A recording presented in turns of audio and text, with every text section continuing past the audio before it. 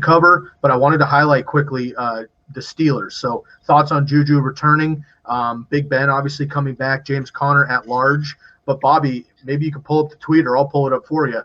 You had the running back situation in Pittsburgh really dialed recently. I'll give you a second on that if you'd like. Go ahead. No, I just brought up the fact that new OC Matt Canada coached 4 of the running backs in college. And it's just like a complete random fun fact. But Anthony McFarland, to me, is someone that's interesting because of that. He coached them in 2018 when he had his breakout season at Maryland.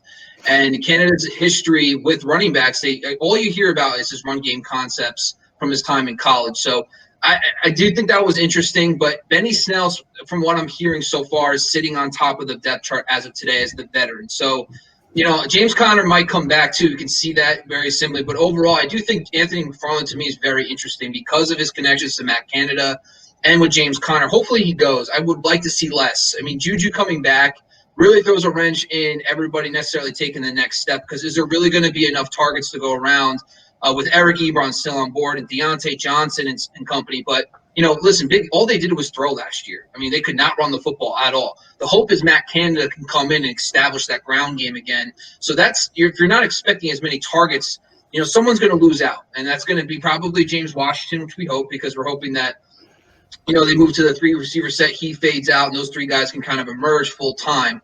But overall, I just think that, JuJu coming back to this offense, when he had offers from like the Ravens, for example, even the Kansas City Chiefs, he had an offer from the Chiefs. Like, what are we doing? Like, oh my God, I just don't get it.